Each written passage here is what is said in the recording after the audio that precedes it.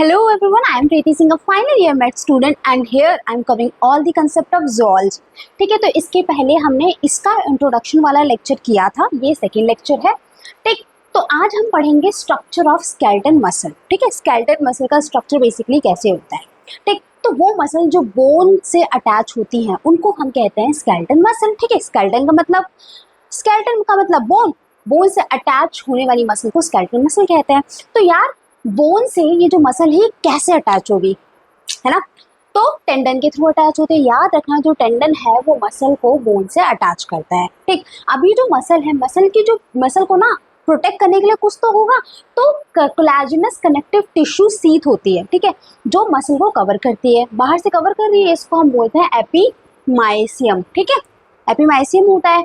तो याद रखना, मसल की कवरिंग को बोलते हैं epimysium. Collagenous connective tissue sheath तो कोलेजन से बनी होती है. तो कोलेजन जो होता है बहुत ही स्ट्रेंथ मसल को प्रोवाइड करता है और प्रोटेक्शन प्रोवाइड करता है. फाइन, तो ये तो बात होगी एपीमाइसियम की. अब मसल को थोड़ा डिटेल में पढ़े तो देखिए मसल का स्ट्रक्चर है. जो मसल है उसके अंदर बहुत सारे मसल फाइबर्स होते हैं.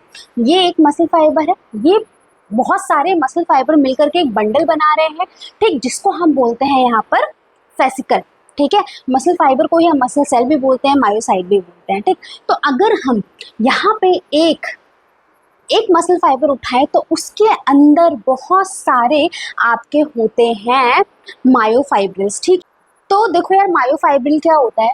अब ये जो आपका एक मसल फाइबर है, ठीक है, एक मसल फाइबर के अंदर बेसिकली बहुत सारे मायोफाइब्रिल्स होते हैं. ठीक है, एक जो मायोफाइब्रिल होता है, अगर मैं उसको बनाऊं, ठीक है, मान लो ये एक तुम्हारा मायोफाइब्रिल है, तो ये बहुत सारे सार्कोमियर से बना होगा. ठीक है, सार्कोमियर क्या होता है, बेसिकली सार्कोमियर आपका दो जेड लाइन के बीच के कंपोनेंट्स होते हैं.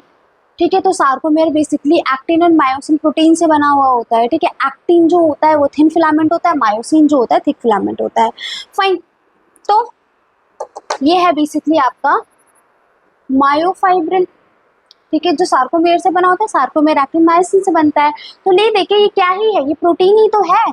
मायोफाइब्रिल प्रोटीन ही तो है. ठीक है, क्योंकि वो एक्टिन और मायोसिन से बना हुआ है. ठीक, actin myosin tropomyosin, fine, troponin वगैरह तो आपका मायोफाइब्रिल प्रोटीन से बना हुआ होता है. इसलिए हम इसको मायोफिलामेंट भी बोलते हैं, क्योंकि एक्टिन मायोसिन क्या है, जो आपका एक्टिन है वो आपका थिन फिलामेंट है और जो आपका मायोसिन है वो थिक फिलामेंट है. ठीक है, तो मसल फाइबर को भी हम एक सेल की तरह समझेंगे, क्योंकि ये भी एक सेल है. मैंने बोला था ना ये मायोसाइट सेल्स है.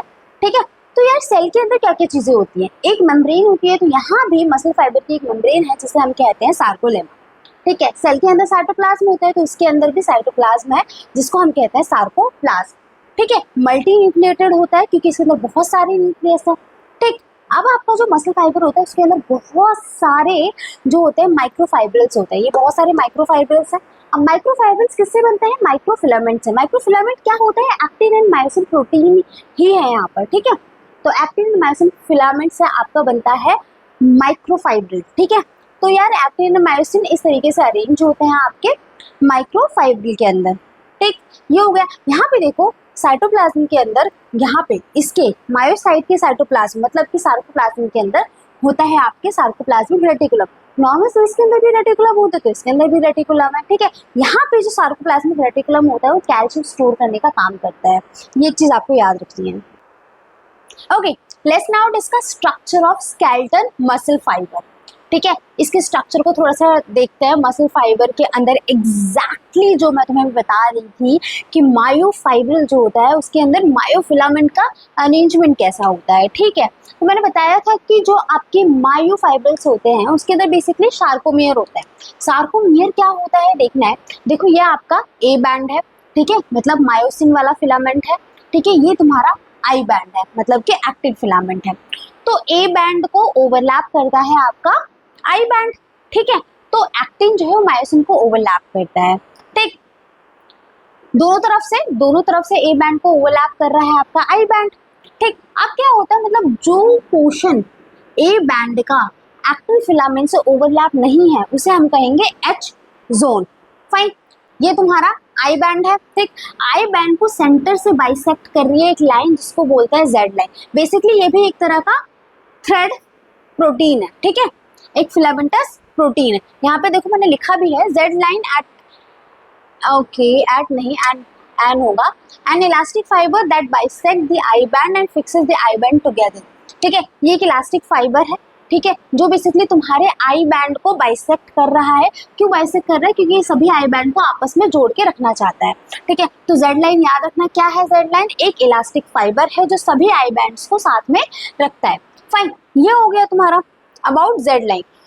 तो देखो यार, यहाँ पर दो जेड लाइन के बीच का जो पार्ट होता है उसको हम सार्कोमेयर कहते हैं। ठीक है, sarcomere structure and functional unit है कॉन्ट्रैक्शन की, इसके बारे में हम आगे पढ़ेंगे। यहाँ पर देखो आपका एम लाइन, एम लाइन क्या होता है? एक प्रोटीन फाइबर है जो होल्ड एंड फिक्स करता है मायोसिन फिलामेंट को टुगेदर।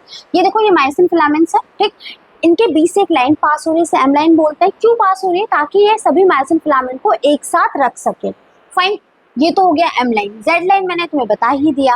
ठीक, ए बैंड, ए बैंड इसी को मायोसिन को हम ए बैंड भी बोलते हैं। ए बैंड का मतलब है anisotropic band. Anisotropic का क्या मतलब है? जब भी मायोसिन फिलामेंट पे लाइट पड़ती है तो वो डार्क अपीयर होते हैं। ठीक है, इसलिए उन्हें हम एन आइसोट्रोपिक बैंड भी बोलते हैं। फाइन, तो भाई यार इस मायोसिन के तो बहुत सारे नाम हो गए। थिक फिलामेंट, ठीक है, क्योंकि थिक होते हैं। ठीक, myosin, A band, anisotropic, dark, तो सबका एक ही मतलब है myosin. Fine, I band, I band हम एक्टिन फिलामेंट को ही बोलते हैं। आई बैंड का मतलब है आइसोट्रोपिक। इन पे जब पोलराइज लाइट पड़ती है तो लाइट कलर के अपीयर होते हैं, इसलिए।